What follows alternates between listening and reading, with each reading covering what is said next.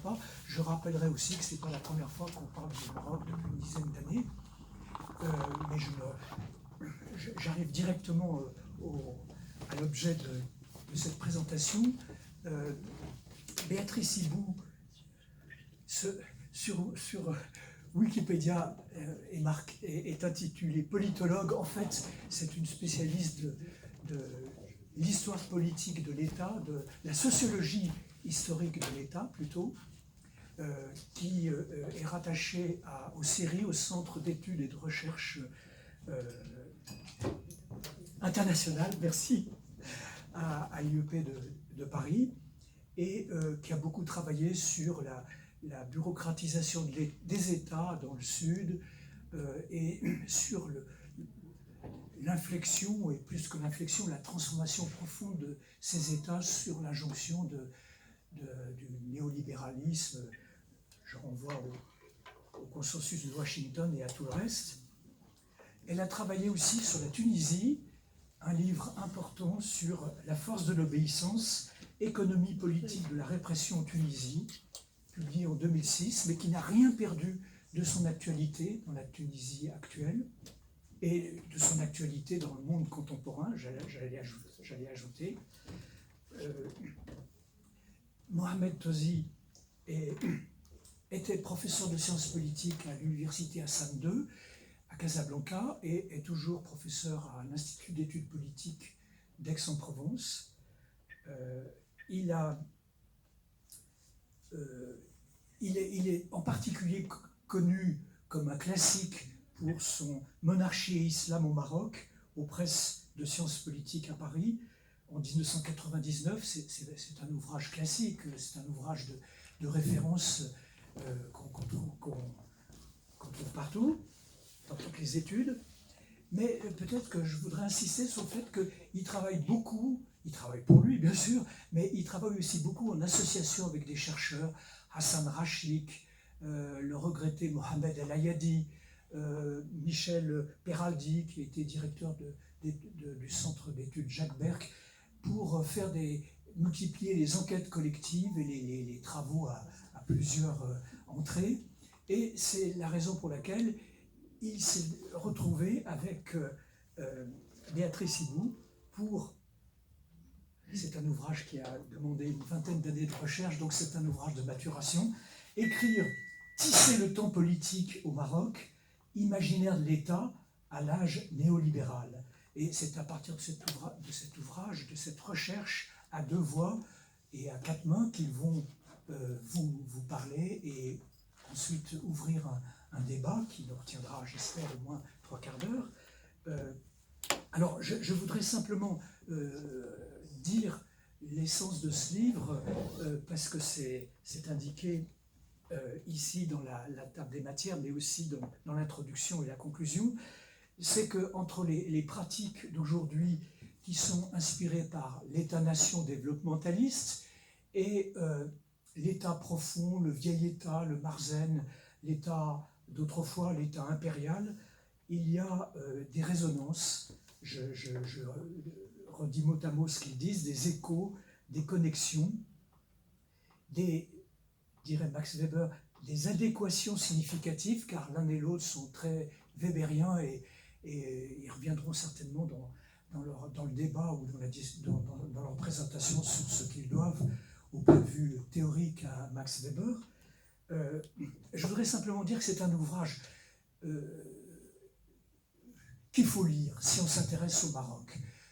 Avec un collègue marocain, on balayait un petit peu la biographie sur le Maroc contemporain depuis quelques années et on mettait cet ouvrage en toute première position parce qu'il est essentiel pour comprendre l'actualité marocaine, le régime actuel, ce qu'il devient, mais aussi la société, y compris ce qu'on appelle la société civile.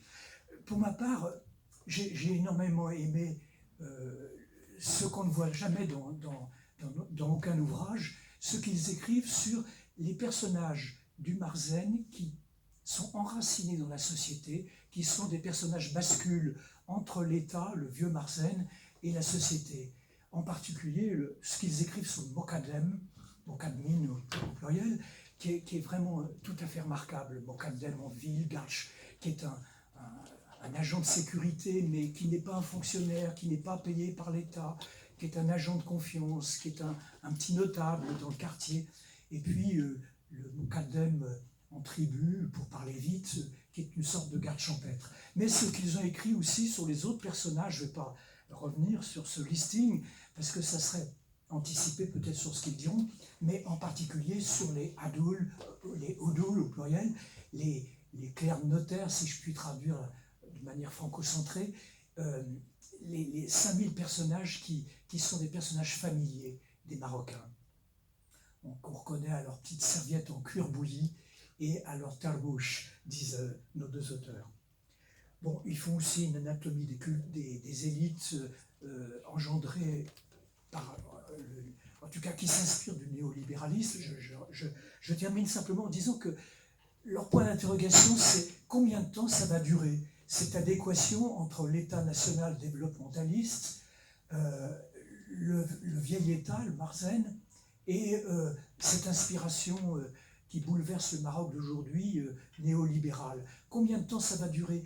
C'est-à-dire, est-ce qu'il y aura encore longtemps une adéquation entre ces élites inspirées par le néolibéralisme, qui viennent de France, qui viennent des États-Unis, qui boivent au petit lait de l'idéologie du New Management, et puis ces personnages anciens, classiques, mais qui connaissent les élites locales et l'élite globale, qui ont une science de la généalogie, de la ruse, de l'intrigue et de la médiation. Et en particulier, il y a un passage court mais passionnant dans leur ouvrage où ils expliquent pourquoi le Irak de 1917 a dérapé.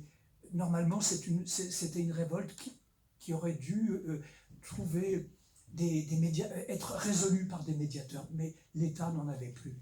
Et voilà, je termine simplement sur ce point d'interrogation.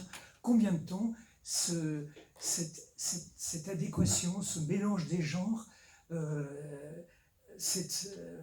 ça va durer? Voilà. À vous d'enchaîner, heureusement, sur cette recherche profuse, exigeante, je ne m'en cache pas, mais vraiment qui ruisselle de savoir, de concepts et d'érudition sur le Maroc d'aujourd'hui. Merci Daniel, merci. Et nous sommes à la fois, nous vous remercions et nous remercions l'association de nous inviter. Le livre est sorti en plein Covid et on a eu des échanges, mais pas comme on souhaitait, et on est très content d'avoir ce type d'échange aujourd'hui. On voulait un peu aller, et Daniel nous a vraiment facilité la tâche en disant, en posant cette question, est-ce que ça va durer, cette adéquation, ou disons cet imaginaire partagé qui permet aux élites de reproduire un peu des façons de gouverner qui sont, qu'on va décrire un peu plus loin.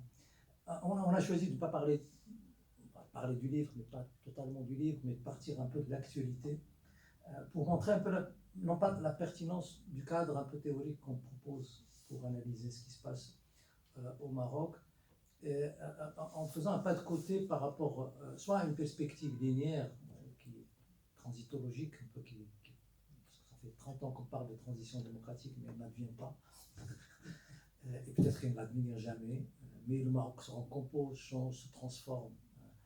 Et donc c'est ce chemin un peu de modernisation politique qui est un peu particulier, qui ne satisfait peut-être pas les politistes friands un peu de typologie, donc, qui sont un peu déroutés par un modèle de gouvernement accepté, violent, autoritaire, pas tellement autoritaire, qui se recompose, qui se transforme, et qu'on ne peut pas qualifier ni d'hybride, ni d'autoritaire totalement, ni de démocratique totalement, etc. C'est un peu notre question de départ, parce que Daniel est parti de ces personnages.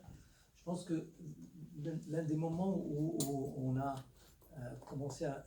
il y a des éléments un peu de cette réflexion, à la fois dans les travaux antérieurs sur d'autres aires culturelles que Béatrice, parce qu'on avait commencé par travailler sur la corruption, on avait travaillé sur réforme des télécoms, avec un peu la même, mais sans perspective théorique générale, qui permet un peu ce pas de côté par rapport à cette analyse de façon qui traite de l'État marocain soit comme un truc singulier, soit comme un truc dualiste avec justement juxtaposition d'un Marzen et d'un État moderne.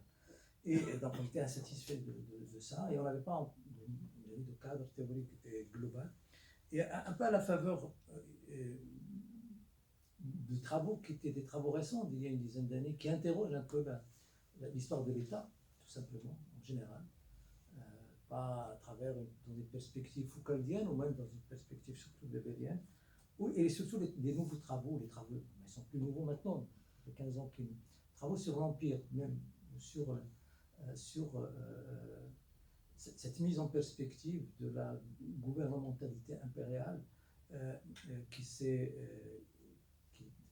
embrasse une séquence historique très longue dans l'histoire de l'humanité et la logique stato-nationale qui est tout à fait récente et qui s'est imposée comme hégémonique. Et donc, l'ambition, je ne sais pas si on y a réussi, on en discutera, c'était pas uniquement de traiter du Maroc, et j'avais déjà dit très longtemps, il y a très longtemps que je ne suis pas marocologue, c'est insensé de dire qu'on est spécialiste du Maroc, on travaille sur le Maroc, mais on n'est pas spécialiste juste du Maroc, ou de l'Algérie, de la Tunisie. Et donc, dans une perspective comparative, de réfléchir un peu sur des autres trajectoires de gouvernement, de façon autre de gouverner, que peuvent développer des sociétés différentes. Et dans la perspective de dire que finalement, le Maroc est habité par une sorte d'imaginaire impérial, mais ce n'est pas un empire. On ne dit pas que le Maroc est un empire aujourd'hui. Il y a dans les façons de gouverner, des ingénieries, des technologies qui sont empruntées aux façons impériales de gouverner. Ça, et ça nous a amené à traiter aussi de l'émergence de la nation avant l'État-nation, etc. Ça, et bien sûr, il y a des choses qui sont relativement surprenantes, qui nous ont amené à réfléchir de cette façon. Dans un des entretiens, parce que de toute façon, ça fait 20 ans, on a passé 20 ans à faire des entretiens, et souvent avec des individus on a fait des entretiens T0, T1, T2, T3, avec les mêmes personnes, qui ont occupé des postes différents dans le cercle du pouvoir. L'un des personnages dont on parle, d'ailleurs, on a fait le choix de mettre les noms, ce qui nous a créé quelques petits patrons. On est très surpris qu'on n'a pas eu beaucoup de problèmes avec les gens qui étaient cités directement, quelques-uns, mais pas tous. Mais donc on a cité les noms. Donc, un des personnages dans le livre qui est vous pouvez le retrouver sur YouTube. Il parle d'ailleurs de ses expériences de cadre d'homme d'État, d'une vieille famille brésilienne du 19e siècle, donc c'est les minima. Donc, et qui, à un moment donné, on discutait avec lui de sa trajectoire, parce qu'il a occupé plusieurs postes. Et au moment où il a occupé le poste de préfet de Casablanca, donc le Wali de Casablanca, et avant, il avait occupé le poste de patron de la Royal Air Maroc. Et c'est un centralien, mère française, père marocain, qui parlait à peine l'arabe. Maintenant, il parle le darija couramment avec un accent très français. Et qui, à un moment donné, en 2014, le roi faisait sa tournée en Afrique. Il avait passé en 2014 pratiquement la moitié de l'année en dehors du Maroc, dont pratiquement 3 mois en Afrique. Il circulait en Afrique. Et bien sûr, il avait son avion avec lui. C'est un avion qui appartient à l'arabe. Mais il n'y avait pas que l'avion, il y avait aussi le patron de l'arabe qui devait être là-bas. Donc, le roi était au Gabon, c'était plusieurs semaines, et il me dit que moi je m'emmerdais dans l'hôtel à lire tous les magazines. Mais pourquoi tu étais là? Mais c'est normal, il faut que je sois là, parce que si l'avion a un problème, il faut que je sois là. Et en blaguant avec lui, je lui dis, tu sais que tu ressembles à Qaïdarwa. Qaïdarwa, c'est le chef des palefreniers du Barzan, qui est décrit par Ibn Zaydan dans son livre qui décrit un peu les rouages du pouvoir marocain, de l'État marocain, Il dit oui, oui, tu as raison. Donc, oui, parce que je dois m'occuper de la monture du roi, parce que là, on a changé, on est passé d'un cheval et ce qui était plus étonnant, c'est qu'il trouvait normal. Lui qui est très rationnel, il est exigeant comme un centralien, donc il est capable de. À un moment donné, il s'est attaqué à la libération de ce qu'il appelait l'espace public. Il a fait un bordel pas monstrueux à Casablanca en essayant de dégager les ambulants, les gens qui dépassent un peu sur la rue, sur l'espace public, etc. Donc, et c'est ça qui nous intrigue. Donc, pourquoi un cadre qui est acculturel normalement, très acculturel, parce que, comme j'ai dit, mère française, père marocain, trouve tout à fait normal, et quand il trouve naturel, et c'est là qu'a émergé, enfin, qu'on a essayé de trouver un cadre général qui permette un peu de ne pas expliquer les choses uniquement par dualité. Le Maroc est dual, moderne et traditionnel, ou la schizophrénie des Marocains. Les Marocains sont le matin des cartésiens et l'après-midi ils sont mystiques. Donc de voir un peu quel est le cadre général. Et là, juste pour vous donner un peu une idée sur la pertinence, parce que la pertinence, j'espère que c'est pertinent, donc pour rendre plus clair un peu le comportement des acteurs, mais aussi les façons de gouverner dans ce pays, que ce soit gouverner les territoires, gouverner les personnes, et trouver une logique d'ensemble qui caractériserait le système politique marocain. Et je peux vous assurer qu'on a testé un peu tout cela avec plein d'acteurs qui n'arrivaient pas à s'expliquer leur propre comportement, que ce soit des agents d'autorité, que ce soit des... Et parfois, chaque fois, c'était plutôt pertinent. Alors, je vous donne deux exemples, et je vais partir de ces deux exemples qui sont actuels.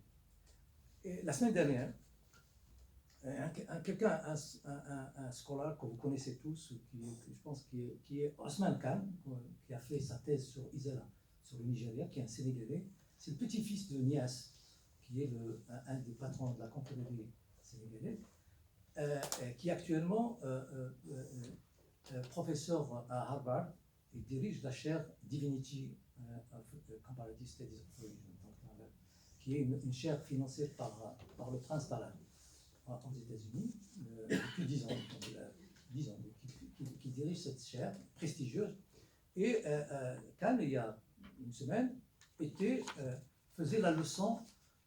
Il faisait la leçon devant le roi, dans le cadre de ce qu'on appelle le cycle des leçons hassaniennes, al-hadith hassaniya. Donc, une leçon sur. Il a fait sa leçon sur les relations culturelles entre le Maroc et l'Afrique, entre le Maghreb et l'Afrique. L'histoire des relations. C'est un spécialiste, pas de théologie, de sciences politiques et de sociologie, et bon, on a trouvé qu'il était. Mais il était le 6e conférencier du mois, parce qu'il y avait 7 conférences du mois de Ramadan chaque année, avec le 3e africain qui faisait sa conférence de théologie sur le monde. Quand on dit la logique qui sous-tend ce que le ministère des Affaires islamiques appelle la politique religieuse du commandeur des croyants, c'est toute une réinvention du statut du commandeur des croyants qui justement est lié à cet imaginaire impérial quand on a vécu par ailleurs, qui se met en place à la fois. C'est-à-dire que le cadre symbolique qui permet de construire cette politique, il est de ce qu'on a appelé le registre impérial. C'est la gestion impériale des millettes, tout simplement, même à l'intérieur de l'islam. Différentes, que ce soit la politique avec les Juifs d'Israël ou les Juifs du monde, ou que ce soit avec les musulmans du monde, même si le lien peut paraître cocasse, mais pas sérieux, mais il est pris au sérieux. Par le... Et donc, on voit derrière une politique d'État-nation très structurée par rapport à cette politique d'État-nation fait que dès 1996, le Maroc crée la Ligue des oulémas maroco-sénégalais. Qu'est-ce qu'il fallait faire au Sénégal pour créer la Ligue des oulémas marocains en 1996, sous Hassan Bou, 94-96. La Ligue, qui est une organisation qui regroupe les oulémas du Sénégal et du Maroc. Puis, en 2015, on crée la Ligue des oulémas africains. Avec, déjà, dès la création, il y a 20 pays, 20 oulémas, 20 représentants des oulémas africains qui sont là. Avec, bon, je vous fais la grâce de lire un peu, tout ça c'est explicite, revendiqué, assumé officiellement, pas dans le sens de, mais une sorte d'empire symbolique qui fait que le Maroc dispose actuellement de 25 sections de cette ligue dans toute l'Afrique. Ça va de Mozambique au Kenya, en passant par les pays du Soudan central, c'est-à-dire le Mali, le Niger, le Sénégal, et doublé aussi de quelque chose qui est budgétairement extrêmement coûteuse, mais symboliquement qui rapporte, je ne sais pas si elle rapporte ou elle ne rapporte pas, mais quelque chose de central, qui est une sorte de géopolitique des mosquées. Durant ce mois de Ramadan, là aussi un exemple actuel, vendredi dernier, le Maroc inaugure quelque chose qui a coûté 130 millions d'euros, la mosquée d'Abidjan, 25 000 mètres carrés, et pour 10 000. Et une semaine avant, donc toujours mois de Ramadan, il inaugure la mosquée de Conakry. La mosquée de Conakry et de Guinée-Conakry, aussi 10 000.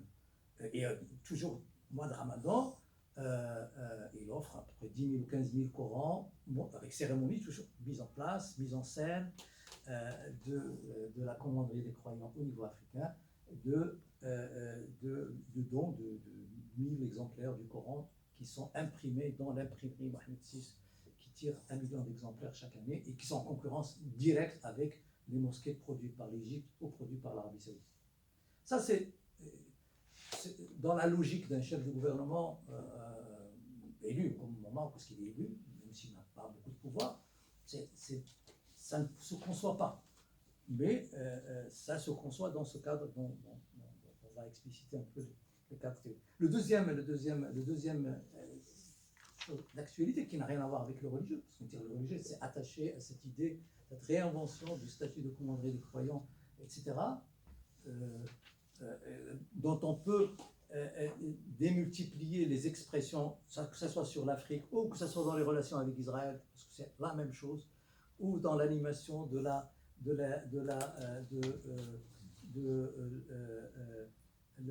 l'instance de gestion de Beit el-Mal, la maison du trésor de Jérusalem, etc. Donc c'est un peu le même dispositif.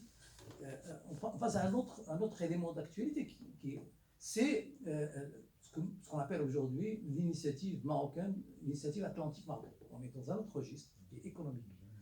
Et qui, lui, là aussi, ça nous dit comment, ce qu'on peut appeler des bouts de décision, vraiment des bouts de décision qui sont soit des réactions à une situation de crise géopolitique ou à une situation de confrontation, comme c'est le cas actuellement avec l'Algérie, ou avec les recompositions liées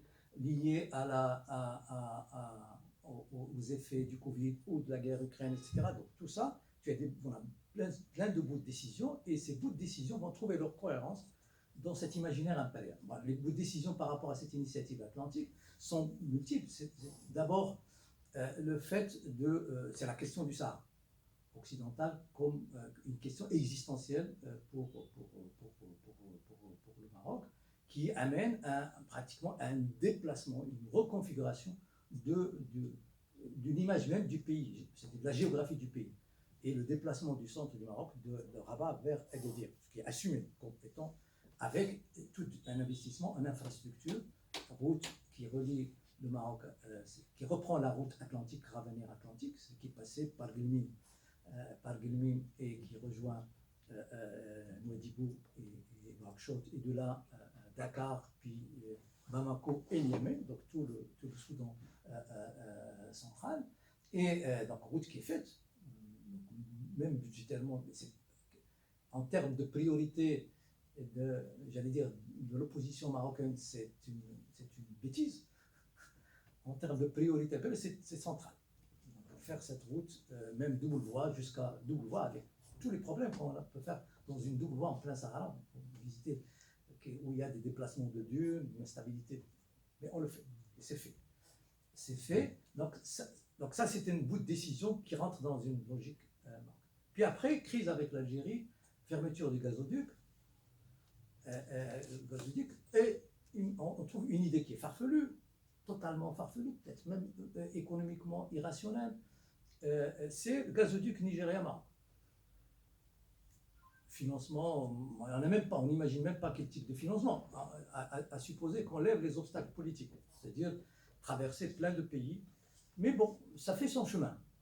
La semaine dernière, il y a eu une dizaine de pays qui étaient réunis à Rabat pour discuter, même droit de passage, etc.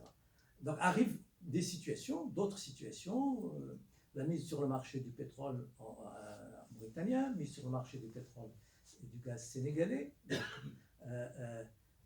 et toutes les dynamiques qui s'enclenchent après, crise ou même soupçon de possibilité de crise avec l'exportation des primeurs marocains vers l'Europe, et donc nécessité d'envoyer de la tomate à Nouakchott et de l'orange et de la tomate à Nouakchott, ce qui est le cas actuellement d'ailleurs à Nouakchott et à Bamako et à Niamey. Donc tous ces bouts de décision vont trouver un cadre général qui est et donc Daniel parlait de résonance. Alors moi quand je vois tout ça, j'étais juste allé lire l'introduction de Castries dans les sources inédites du Maroc qui traitent du XVIe siècle. Pas parce que... Et je vous invite d'ailleurs à lire cette introduction. Tous les éléments, parce que c'est les éléments de la géographie qui sont là, mais surtout le comportement politique de l'État marocain à l'époque, c'est-à-dire des Saadiens à l'époque. Donc ça, je vous rappelle que c'est le moment c'est la militarisation sous Philippe II, le renversement de perspectives vers l'Atlantique, etc. Toute une série d'éléments.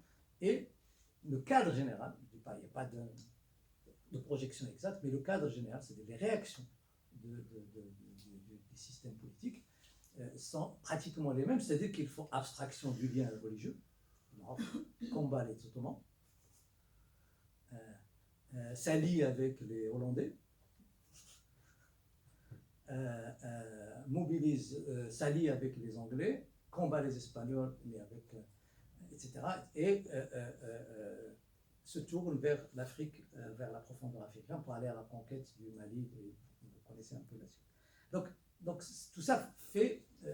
donc avec tous ces éléments, que ce soit sur le plan... Là, on a donné les exemples au niveau international, mais on a plein d'exemples au niveau interne. C'est la manière dont Daniel a parlé du Muqaddam, a parlé de comment on gère par procuration, comment gérer les territoires, avec toujours une minimisation des coûts, avec une science de la médiation, même si elle est en train de s'affaiblir, de disparaître, etc. Donc, donne même quand il s'agit, on va y revenir, quand il s'agit d'une application sérieuse et crédible des élections, comme modalité de choix des représentants, et même on est en face à la fois d'une conception très particulière de la représentation, et une conception très particulière aussi même du choix c'est-à-dire avec à la fois, ce qu'on dit d'ailleurs dans le livre, au Maroc, il y a à la fois un fonctionnement de plus en plus crédible des élections. On ne peut pas, sur les 3 dernières élections, c'est très crédible, mais en même temps, on a plus de personnages cooptés que de personnages élus. Et donc, qui gère le pays, pas coopté uniquement par le roi, coopté aussi par tous les autres.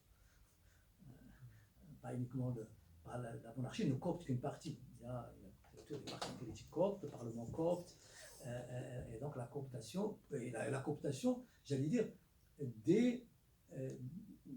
qui rend possible l'existence même des minorités qui seraient appelées à disparaître. y compris la gauche ou l'extrême gauche, ou les juifs, ou les amazirs traités comme minorité, ou les femmes, etc. Donc, qui dans des élections ne peuvent pas accéder. Donc voilà un peu. Et donc tout ça, il fallait trouver, ou du moins trouver un cadre explicatif général. C'est là où l'usage, où on a fait un usage extrêmement libre de Weber pour proposer un cadre à travers une démarche idéotypique, un cadre qu'on peut appeler, qu'on a isolé deux modes de gouvernement, un mode de gouvernement impérial avec ses ingénieries, ses façons de faire, ses compétences, sa logique aussi, et le modèle, le type dispositif stato-national lui-même qui fonctionne de façon extrêmement, et pour essayer de voir comment tout cela participe d'un seul dispositif, comment ce dispositif, on ne dit pas qu'il est hybride, mais comment il y a cette interpénétration de ces deux dispositifs, mais à partir d'une langue partagée qui est l'imaginaire partagé. Voilà un peu donc Béatrice, on va faire un peu la suite pour parler un peu plus de ce cadre théorique. Donc j'ai esquissé un peu les éléments empiriques tout de suite.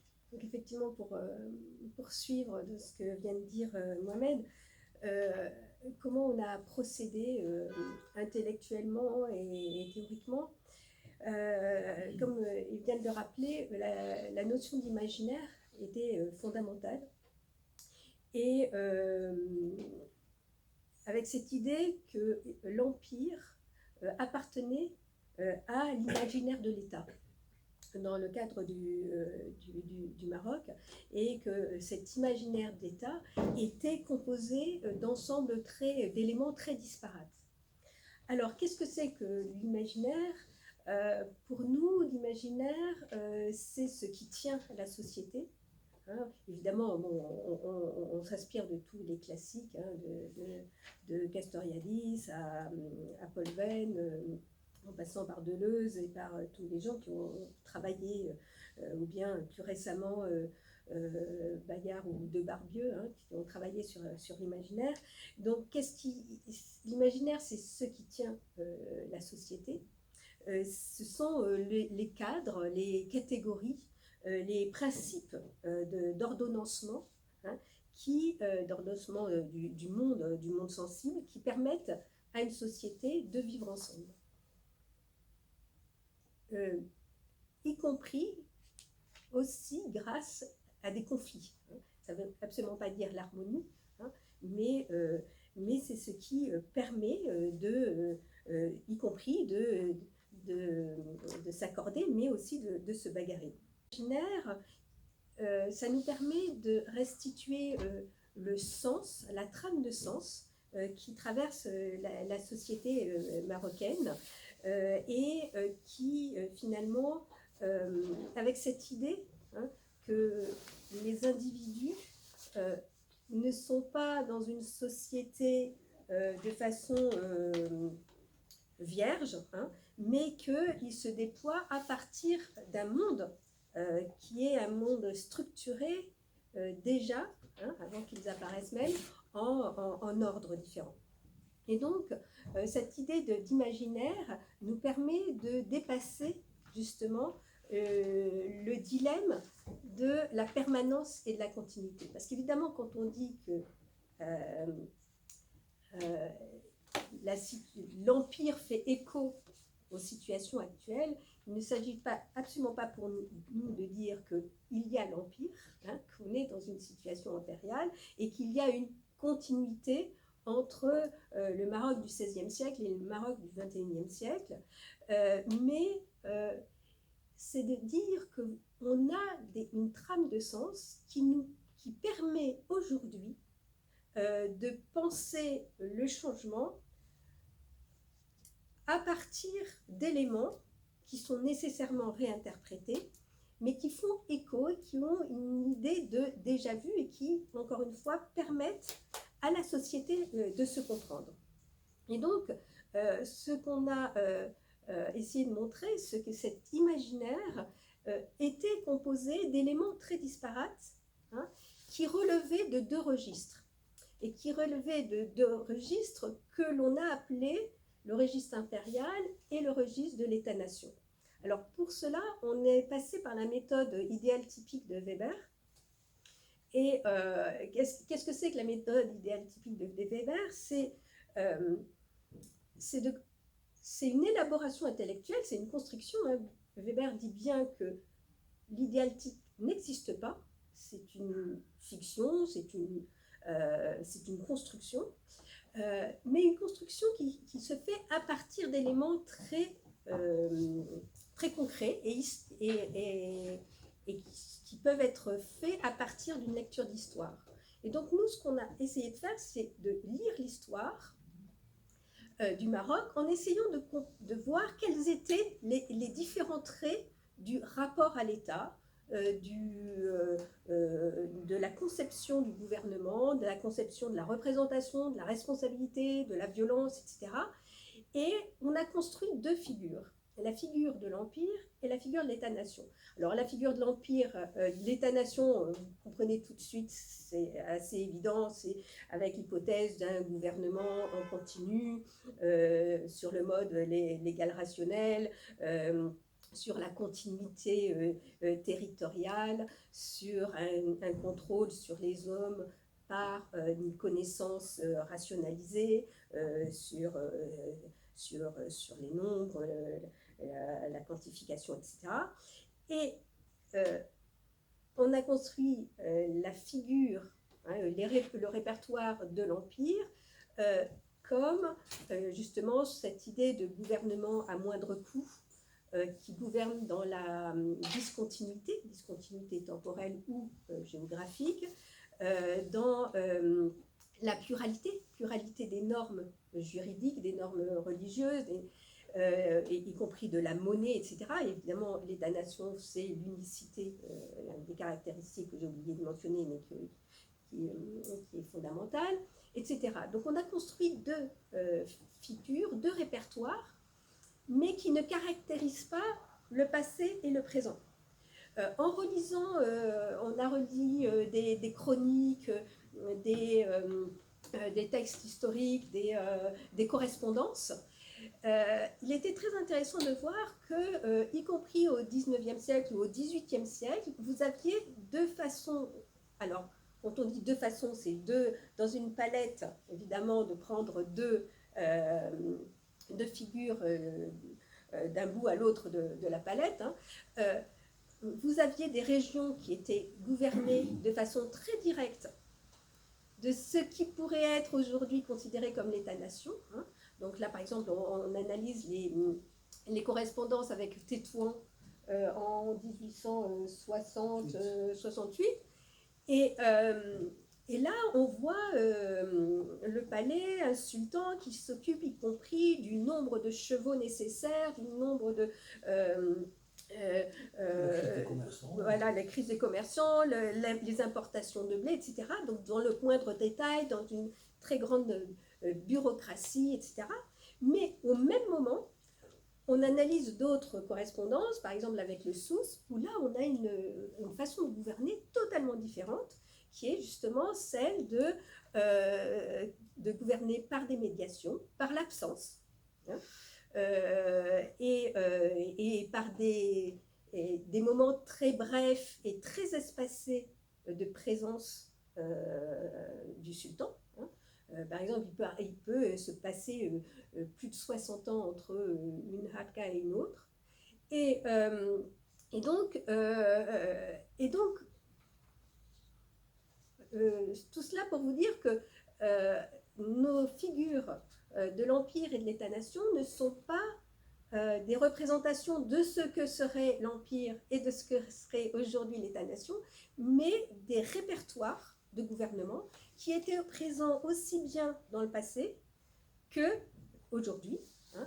Et bon, dans le livre, on le montre, et Daniel, effectivement, a rappelé ces personnages, comme le Mukadem ou l'Adoul, ou le Naïb, voilà, ou le Naïb ou le Taleb, qui se réfèrent simultanément aux deux répertoires. C'est-à-dire, par exemple, le Mokadem, il est à la fois le représentant du quadrillage de l'administration sur tout le territoire, ce qui est typiquement État-nation, mais en même temps, il fonctionne par la mobilité. Il n'est pas un fonctionnaire. Jusqu'à aujourd'hui, le Mokadem n'est pas un fonctionnaire. Il est rétribué en partie par la population.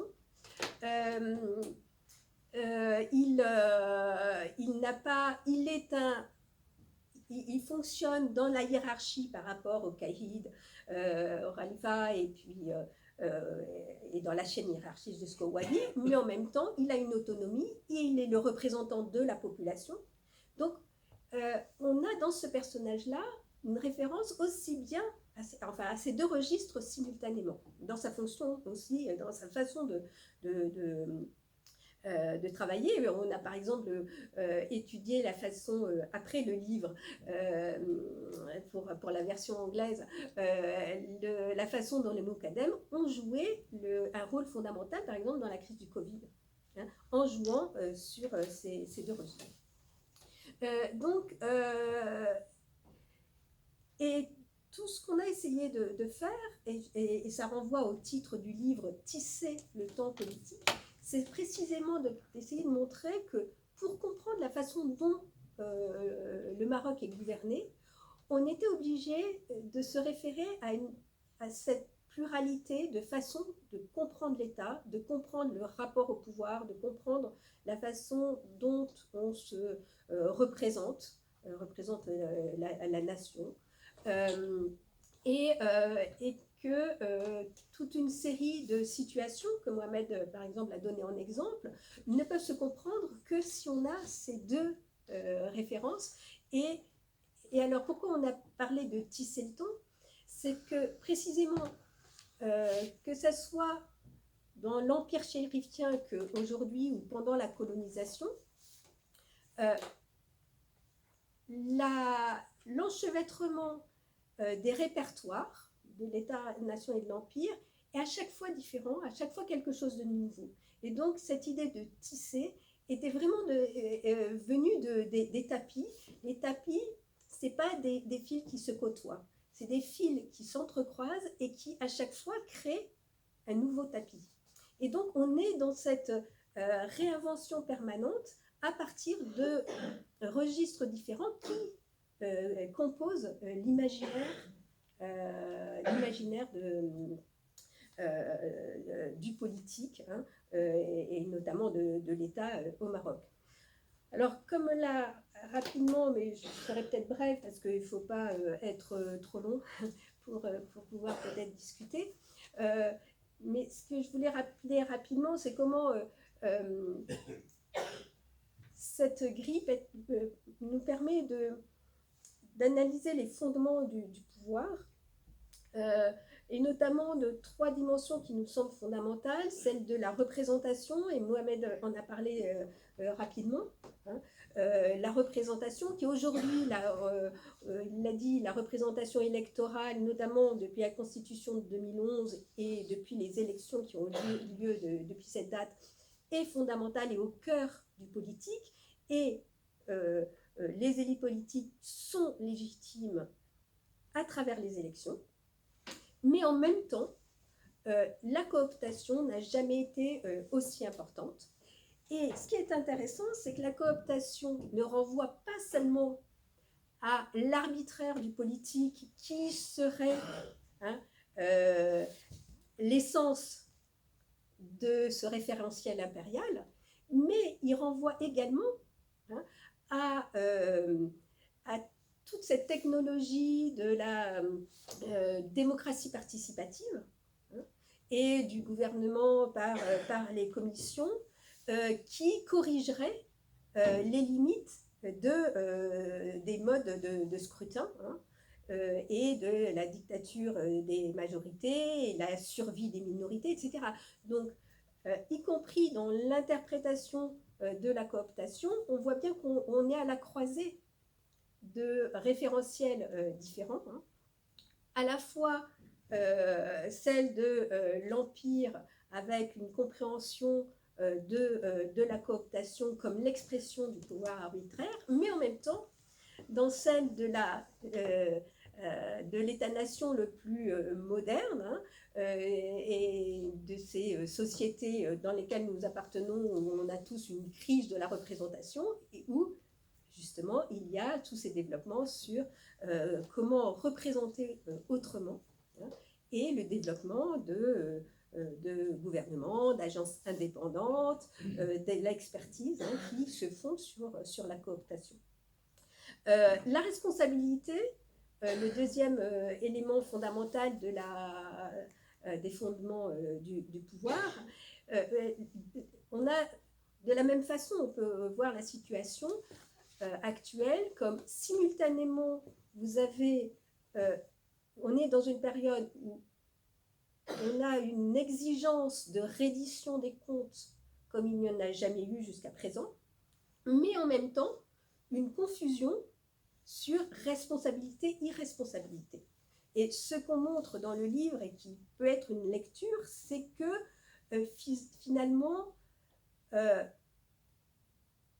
on a une mise en responsabilité qui est au cœur du jeu politique, mais simultanément, les contours de la responsabilité sont tellement opaques que les responsables en dernier ressort ne sont pas interrogés sur cette situation de la responsabilité. Et une façon de lire notre livre, c'est de montrer que finalement, le roi est totalement non responsable. Du moins, il est responsable de ses intentions. Oui.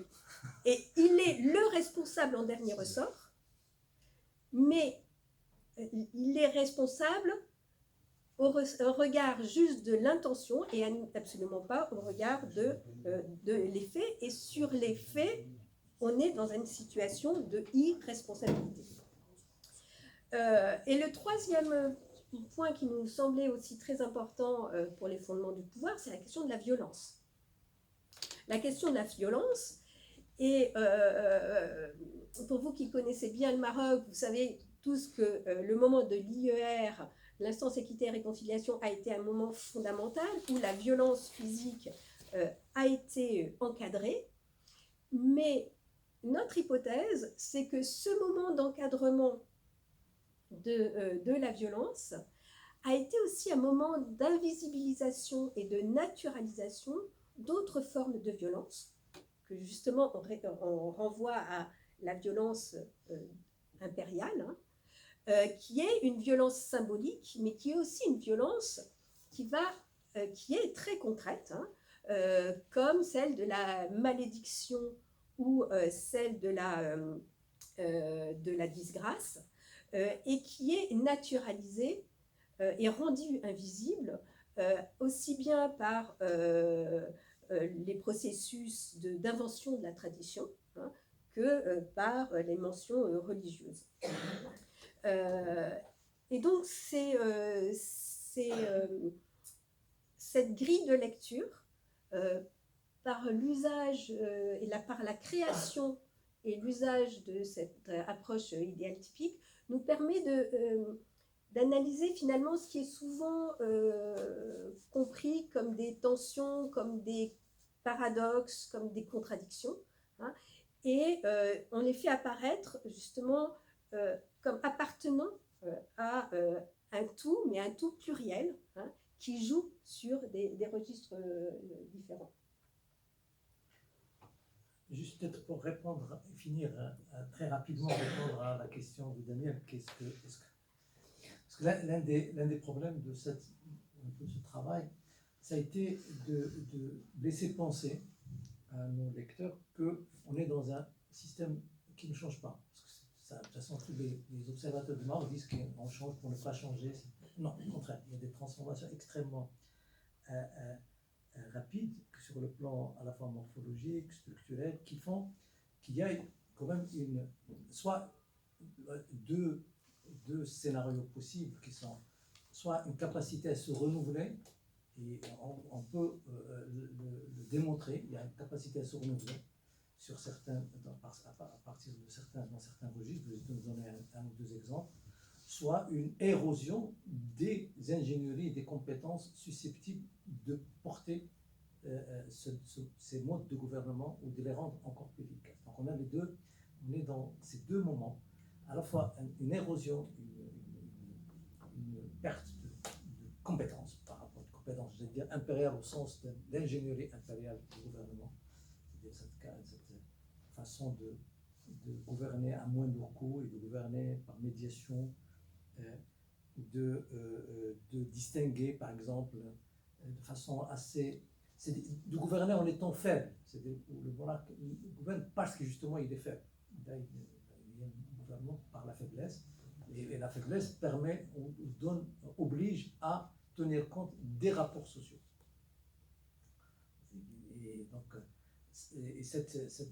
alors que, j'allais dire, une configuration où l'élément État-nation est très présent, de façon beaucoup plus forte, et ça a été dans l'histoire du Maroc où, à un moment donné, la logique État-nation était interventionniste, modernisateur, violent aussi, de la façon dont l'État-nation peut être faite. On peut le voir aussi bien dans la gestion foncière ou dans la bureaucratisation d'une certaine façon d'une partie de la société.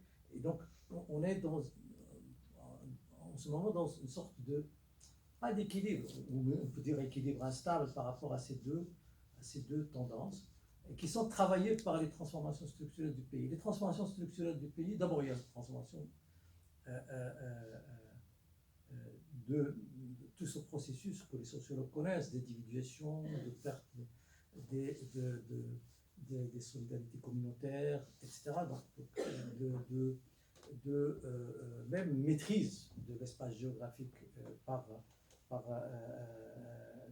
l'État-nation, et surtout de perte de ce qu'on appelait, nous, l'art du casting, cette connaissance cette connaissance très très intime des élites, cette capacité à trouver toujours le médiateur qu'il faut là où il faut.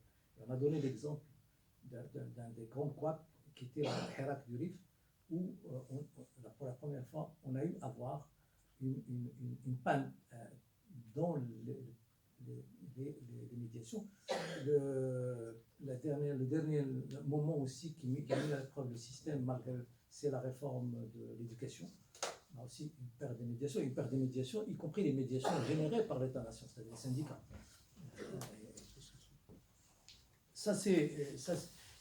Par contre, on peut, dans d'autres domaines, trouver que le modèle fonctionne. L'exemple actuel, et je vais finir avec ça, c'est la réforme du code du statut personnel en cours, actuellement. Et là, on est vraiment dans une sorte de broderie, de tissage extrêmement intéressant. Juste pour dire comment se fait le processus, qui mélange les deux. Constitutionnellement, le roi, par ses prérogatives constitutionnelles, pas traditionnelles, ni théologiques, constitutionnelles, il a le monopole d'intervenir dans ce champ, de réformer ce champ lui-même. Parce que ça tombe sur le domaine de la commanderie des croyants dont on a parlé. Il ne le fait pas. Il l'a fait en 2002. C'était extrêmement risqué parce que on a eu le déséquilibre était tellement fort entre les conservateurs et les progressistes entre guillemets, parce que les uns ont mis dans la rue 1 million de manifestants, les autres ont mis à peine 80 000. Et ça a donné lieu à des arbitrages, à forcer un peu les arbitrages et à prendre des risques politiques majeurs. On est en 2023, donc toujours la société civile est relativement dynamique et les rapports dans le sein de la société ont beaucoup évolué sans que les qualifications, j'allais dire, idéologiques ne bougent aussi. On n'a pas bougé, c'est-à-dire on n'a pas d'intellectuels, ou même un courant de pensée, j'allais dire, émancipateur, laïque, clair dans le pays. Alors même que dans la pratique sociale, on est dans une société qui est extrêmement sécularisée, même si elle est toujours religieuse, elle est sécularisée. Et donc là aussi, le dispositif qui rend compte de cette idée de gouverner par la faiblesse, justement. En même temps, elle peut faire. Le roi ne prend pas cette responsabilité, puisqu'elle est risquée. Il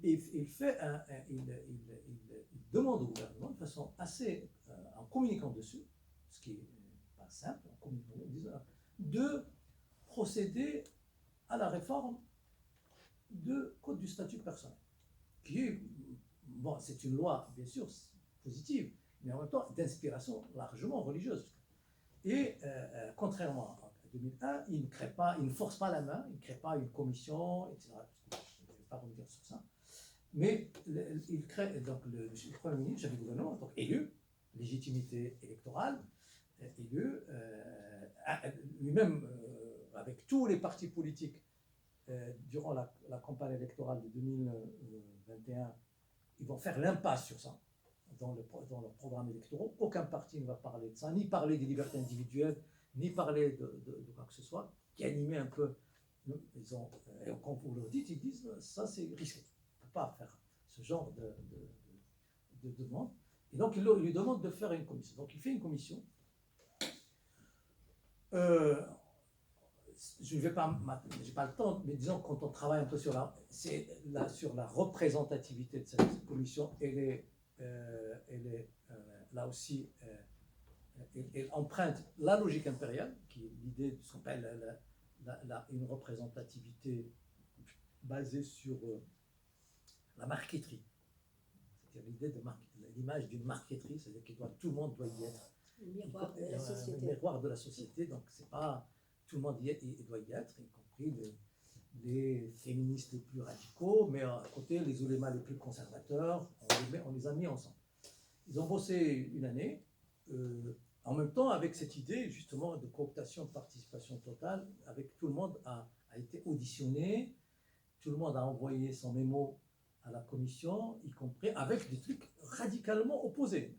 Le mémo du Conseil national des droits de l'homme est, on dirait, un mémo qui va convenir à la France, avec tous les éléments d'une réforme profonde et même radicale sur une remise en cause, j'allais dire, des référentiels théologiques qui structurent la Moulouana, c'est-à-dire réforme de l'héritage totale, réforme du divorce et du mariage, de la kafala, tout ce qui était. Et à côté, vous avez aussi des oulémas, etc. Ce qui se passe actuellement, on est à la phase où le chef du gouvernement a reçu le rapport, il l'a reçu, et il l'a transmis au roi. Il ne l'a pas touché, il l'a transmis au roi, en étant en attente d'arriver. Mais entre-temps, on voit une confrontation extrêmement féroce, même extrêmement violente, verbalement, on n'est pas encore au même, mais violente, au sein de la société, et avec les mêmes ingrédients que 2001, sauf qu'on n'est pas encore à la manif, mais la manif peut arriver. C'est-à-dire, ces laïcs radicaux veulent marier les hommes entre eux, les femmes entre elles, veulent diluer totalement, condamner notre société. C'est vraiment et porté par des opinions publiques structurées, bon, qui ont opinion sur eux, etc. On attend de voir qu'est-ce que dans ces conditions, quels seraient les arbitrages. Bien sûr, les arbitrages, j'ai déjà parlé, qu'est-ce qui va être fait. Globalement, on sait en gros que ça va être à la marge. C'est-à-dire que dans toute sa puissance de Amir Mouminou, il ne va pas y toucher. Il ne va pas y toucher, ou il va y toucher à la marge, vraiment à la marge, et il va arbitrer dans le cadre, dans le sens du conservatisme, des conservateurs, même peut-être pas des fondamentalistes, mais au moins des conservateurs, donc à la marge, alors même que dans sa vie privée, lui, il est dans le cadre beaucoup plus évolué, etc. Donc ça c'est le... Ouais. Enfin, beaucoup plus, pas évolué, beaucoup plus, j'allais dire, libéral, pour dire un peu donc donc ça continue si vous voulez, ça continue à fonctionner avec toujours ce qui est mis ici, je vais finir par là, comme ingrédient dont on a parlé un peu, en décrivant un peu le cadre général, c'est que toujours une capacité au moins potentielle de résorber les dissidences par rapport à ça. Donc il y a une capacité, que ce soit les dissidences de droite ou les dissidences de gauche, donc il y a cette capacité à leur trouver une place, ou à les neutraliser par une intégration. Et ça, on l'a vu dans les trajectoires des uns et des autres, que ce soit les salafistes fondamentalistes dont on a veillé à les intégrer. Donc maintenant, il y a plein qui occupent des positions, soit en ayant fait leur revirement, soit en gardant même leur revirement, des positions intéressantes dans le dispositif, ou même nos amis de la gauche ou de l'extrême gauche eux-mêmes qui se retrouvent dans des positions. Et toujours en distinguant, et je vais finir par là, deux choses. Dans quelle mesure on peut gouverner sans administrer? Et donc, si on peut gouverner sans administrer, c'est optimal.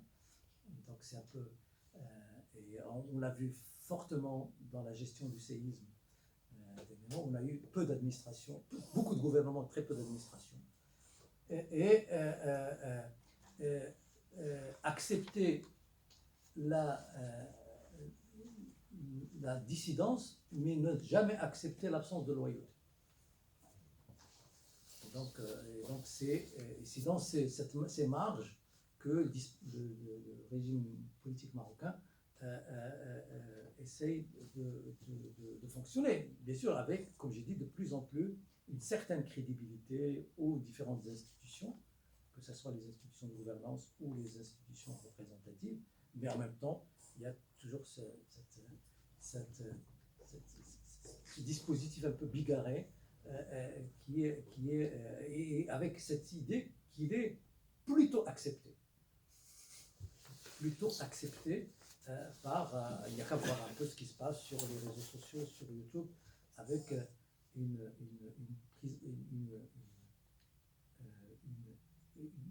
sublimation très très forte, justement, et même presque mythologique de cette dimension impériale à travers d'autres choses, à travers la cuisine, à travers le costume, à travers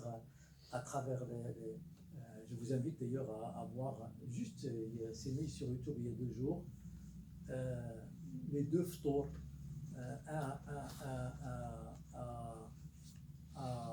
en Belgique flamande, qui a réuni à peu près 5 000 ou 6 000 personnes, avec Vive le Roi, etc. Et un autre à l'avenue M de Marrakech, Bling Bling,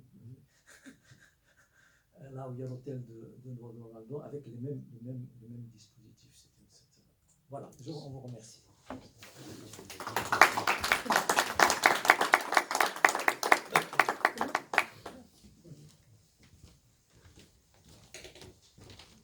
Merci beaucoup pour votre exposé à 2 voix qui allait encore plus loin que, comment dire, ce qu'on peut lire dans votre ouvrage,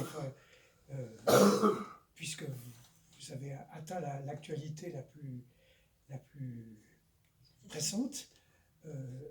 Alors, je vois déjà une question se poser. Je rappelle la règle du jeu, c'est un débat jusqu'à 8 h du soir. Oui. Donc on a 3 quarts d'heure pour débattre. C'est je crois, l'horaire dont on avait convenu. Et je rappelle que le débat, en fait, consiste à une sorte de partie de ping-pong, peut-être, mais entre les personnes qui posent qui interviennent et les 2 personnes qui viennent de parler. Mais je rappelle aussi que ce qui est vraiment important, c'est que ceux qui posent des questions les posent brèves et de manière compréhensible, ne se lancent pas dans des laïus excessifs.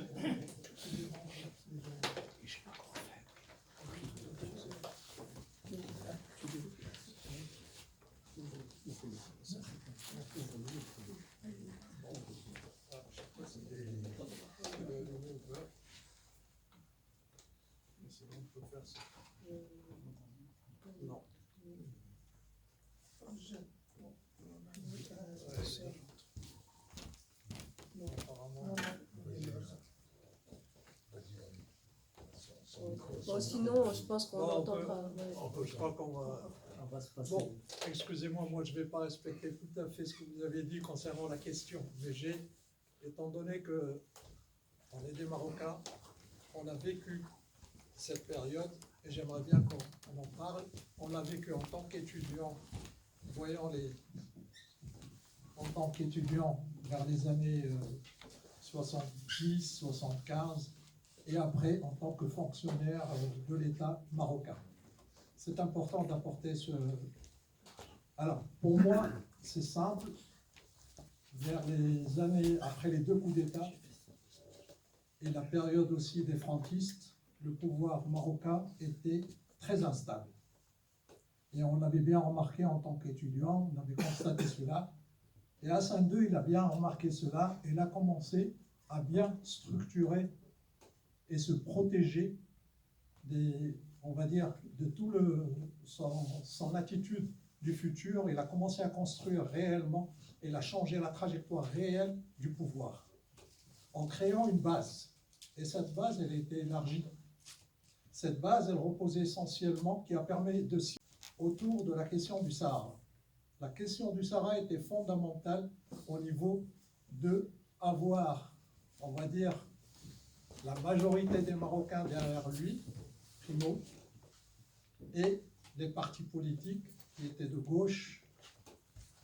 Bon, je parle beaucoup plus des partis de gauche que j'ai côtoyés, qui se sont alignés, sauf une frange qui appartient à l'extrême gauche, qui était au sein de l'Union nationale des étudiants du Maroc, qui était la seule organisation à l'époque qui a brandi son opposition au pouvoir. Mais malgré cela, le roi est arrivé à ses fins, puisqu'il a réussi à cerner l'ensemble. À partir de là, et quand on est rentré vers les années 90, le pouvoir n'avait pas beaucoup de cadres.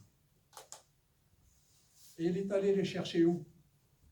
Il n'y avait pas les islamistes à l'époque. Ils n'étaient pas prêts. Mais par contre, dans la gauche marocaine, il a récupéré énormément de cadres. Je donne à titre d'exemple le ministre Chkili, qui était en tant qu'étudiant au sein du PPS, vous avez dit qu'on peut donner les noms. Hein. Oui, bien sûr. Donc Chkili, qui était au PPS, qui a été ministre, quand il a nommé tous les recteurs, presque, tous, ils étaient des anciens de l'UNEM. Tous, presque, hein, je dis presque. La majorité d'entre eux étaient des grands militants au sein de la gauche marocaine, et même de l'extrême gauche, dont certains étaient à l'extrême gauche. Donc finalement, Hassan II, il a structuré son pouvoir autour de tous ces éléments-là. Et à partir de là, et surtout en rapportant toujours la question à la question du Sahara. Dès que quelqu'un bouge, on sort la question du Sahara. C'est vrai que c'était un ciment. Et ça va durer quelques années, ça a duré pas mal d'années, le temps d'avoir maintenant, au lieu d'avoir des, comment on appelait ça, au niveau des hauts fonctionnaires de l'État qui étaient des incultes à une période, il a de grands cadres actuellement qui ont su poursuivre cette trajectoire. Moi, je pense que la question du Sahara est déterminante, a été déterminante dans la transformation du pouvoir marocain. Ça, c'est un avis. Hein. Je l'ai vécu en tant qu'étudiant et je l'ai vécu en tant que fonctionnaire de l'État. Et je peux vous garantir qu'il y en a pas mal qui sont passés à des postes de ministres qui étaient à l'extrême gauche. Alors, vous avez cité Benhima. Bon, Benhima, c'est... Pas à gauche. Il n'est pas à gauche, c'est un l'extrême notable, gauche. hein. C'est la bourgeoisie marocaine, la maman est chiracienne, donc le papy Chirac l'a bien sorti du gouffre quand il était dans le gouffre. Hein. Faut dire que Benhima, il a traversé le désert pendant une période. Donc Chirac a bien... Non, mais Benhima, pour nous, n'était pas dans cette catégorie. Voilà. Dont vous pouvez Donc c'est quelqu'un un peu... Mais par contre, les autres, il y en a pas mal actuellement qui ont des postes très importants. je dirais même des gars, des militants qui soutenaient l'autodétermination du Sahara, hein, qui se sont retrouvés au ministère de l'Intérieur. Ouais, c'est sûr. Donc voilà, moi je parle un peu de cet aspect-là qui était un peu fondamental au niveau de la question du Sahara. Merci. Daniel, on fait comment? On répond tout de suite?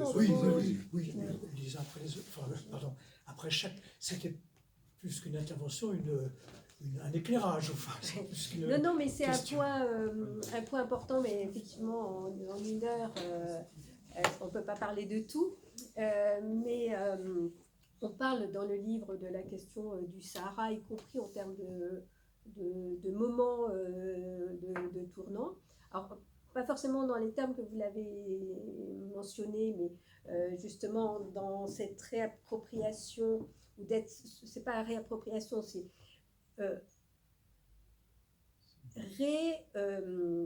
réapparition dans le langage politique du répertoire impérial, justement avec une autre conception du rapport au territoire et du rapport et du rapport donc à la population, et notamment avec la réinvention de la baya. Donc c'est un moment effectivement important. Après, nous, on n'est pas forcément dans une interprétation intentionnaliste, mais bon, ça, je ne sais pas si Mohamed aura la même vision que moi, mais pas forcément dans une interprétation intentionnaliste, dans le sens, Hassan II a posé la question du Sahara pour recréer, pour recréer l'unité, bien sûr, mais dans l'intention d'intégrer tous les partis jusqu'à l'extrême gauche. Je pense qu'il y avait aussi une part vraiment presque d'intuition, et c'était un autre élément que je voulais mentionner, que je n'ai pas eu le temps de mentionner, c'est que ce gouvernement impérial, c'est aussi un gouvernement par moment. Et là, je reprends l'expression d'une de nos collègues, Nadia Hachimi Alaoui, qui a fait une thèse brillante sur les walis, où elle utilise ce terme de gouverner par moment, qui est cette capacité aussi à jouer de la conjoncture, à jouer d'un moment, pour agir. Et souvent, ce gouvernement, par l'absence, joue de ce moment pour agir dans la discontinuité. Donc, je pense qu'effectivement, le moment du Sahara est un moment fondamental. Dans l'intégration à ce moment-là de certains éléments du répertoire impérial, comme l'a été quelques années plus tard le néolibéralisme. Là, je n'ai pas non plus le temps d'en parler, mais c'est un moment aussi très important. Mais qui renouvelle finalement une façon de gouverner qui est le gouvernement par l'intégration de la dissidence. Et on sait bien que c'est une modalité extrêmement classique du gouvernement au Maroc, et qui a balayé de l'extrême gauche aux islamistes. Demain, ça sera peut-être à Wilson, etc.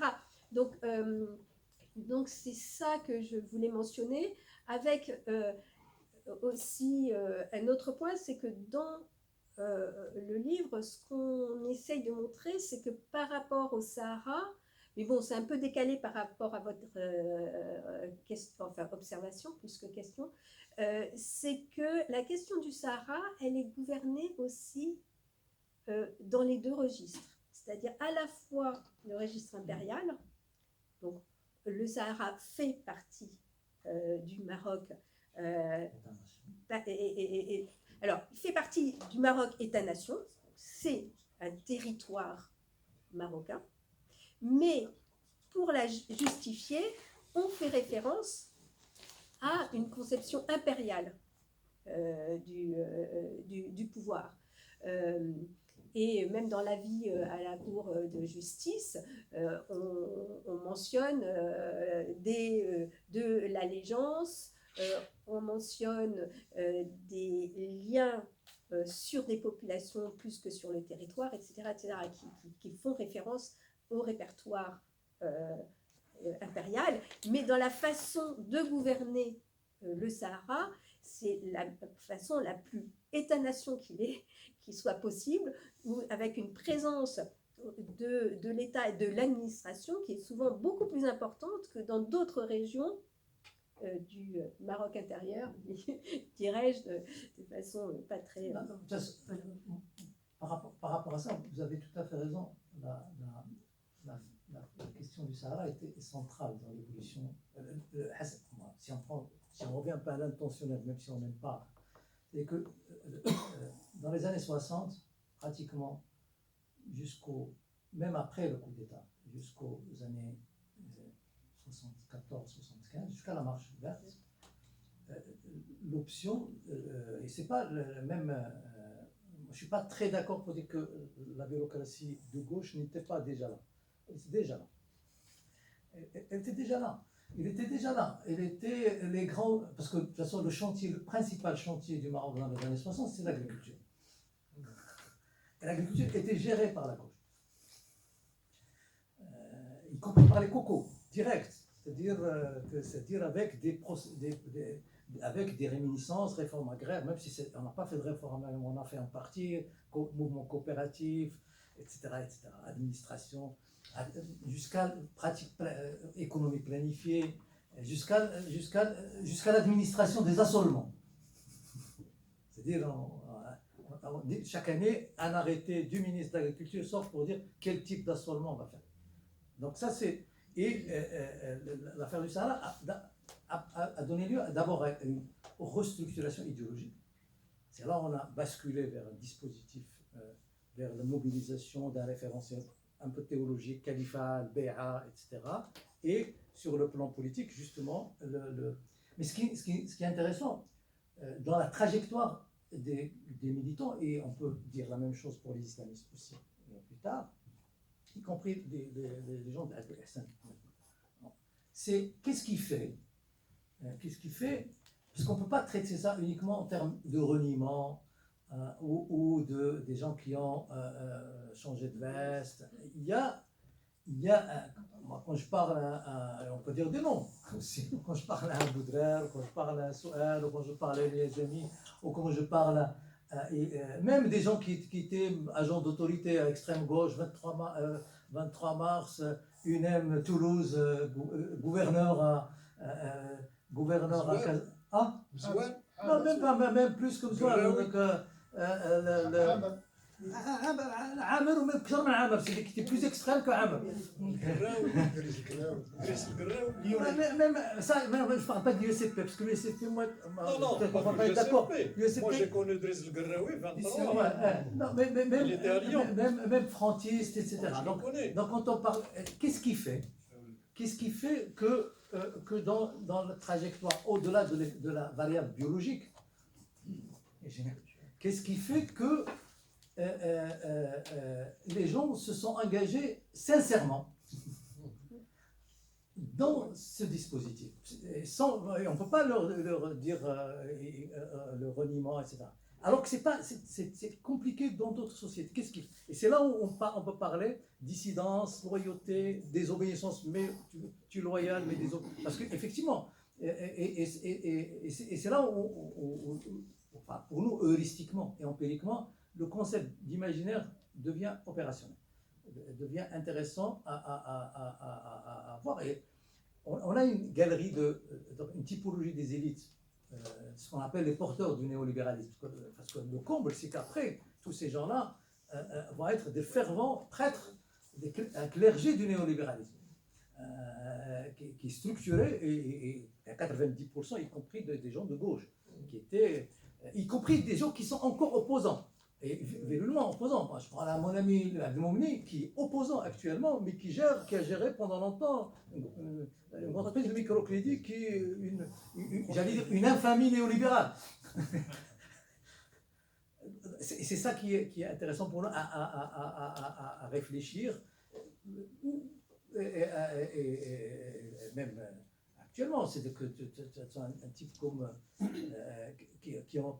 Et comment les gens s'accommode avec, j'allais dire, ces contraintes et avec cet état des choses. C'est-à-dire que pourquoi, comme je dis, pourquoi Ben Imam, même s'il n'est pas de gauche, pourquoi Ben Imam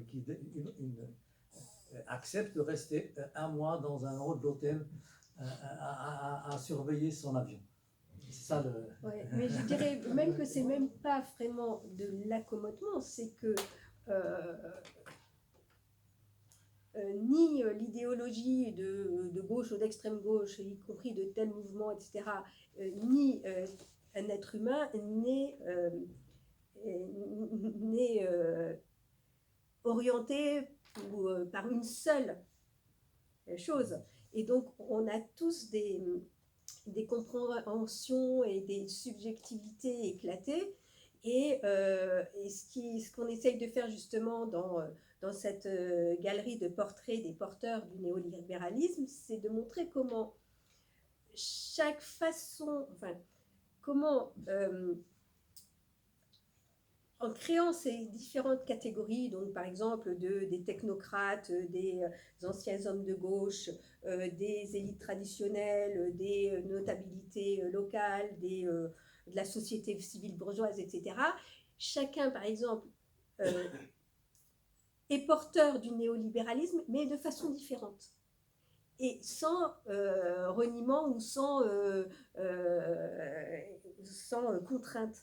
Et par exemple, dans les technocrates, vous avez ce qu'on a analysé. Eux, ils sont porteurs du néolibéralisme parce qu'ils soutiennent, ils sont des fervents croyants d'une certaine technologie de gouvernement, bon, tout le New Public Management, etc., qu'on connaît bien, mais en même temps, ils se sentent ils font allégeance, non pas au gouvernement, mais au palais, et de façon très reconnue. En revanche, les anciens hommes de gauche, ils vont être porteurs aussi du néolibéralisme, mais différemment. C'est-à-dire que eux, ils vont croire à d'autres éléments du néolibéralisme, par exemple le contournement de l'État, et là, ils sont en parfaite continuité avec leur engagement précédent, une méfiance vis-à-vis de l'État, mais le moins d'État est fondamental dans le néolibéralisme, et donc ils vont porter cet élément-là du néolibéralisme. Évidemment, ils ne vont pas se penser comme hommes du palais, au contraire, ils vont être en opposition, mais dans leur opposition, en focalisant toujours que sur le palais, le Marzen, ils confortent aussi cette vision de la centralité du Marzen et ne pas donner une force importante par exemple aux partis politiques issus des élections, etc. Et on pourrait dire la même chose sur les élites traditionnelles qui vont reposer sur d'autres choses, les islamistes aussi, qui sont des grands porteurs du néolibéralisme. Donc je pense que c'est aussi important de voir que, pour revenir à ces hommes de gauche, ça va être certains éléments qui vont leur faire... Là, je parlais de l'adhésion au néolibéralisme, mais pareil, aux façons de gouverner aussi, et qui vont reposer sur d'autres éléments. Voilà. Non, mais c'est ce que vous avez dit tout à l'heure, c'est juste. Hein. On a des responsabilités sans être responsable. Ça se résume. Hein. Il y a deux interventions. Merci pour votre intervention. Je n'ai pas eu le temps vraiment de lire votre livre, je n'ai pas pu l'avoir encore.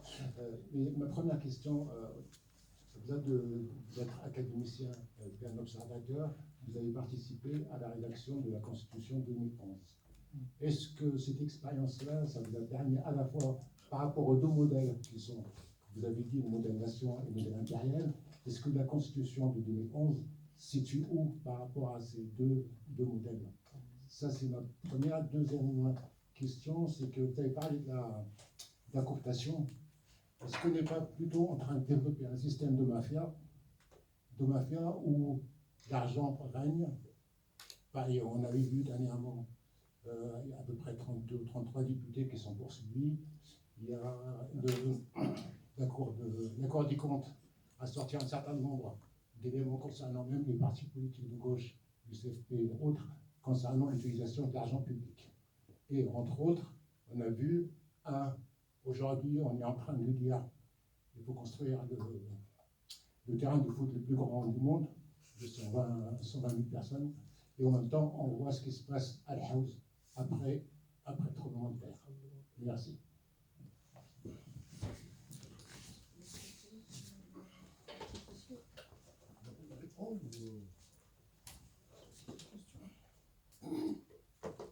Je réponds d'abord. Je sais pas.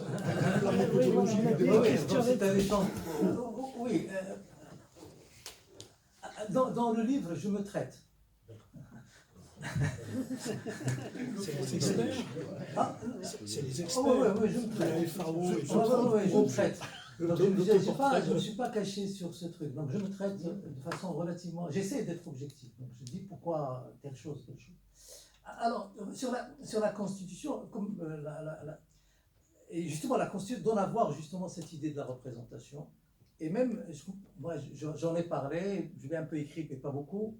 Je l'ai écrit dans un dernier papier, dans Politique africaine, où je raconte l'autre expérience de nouveau modèle de développement un peu.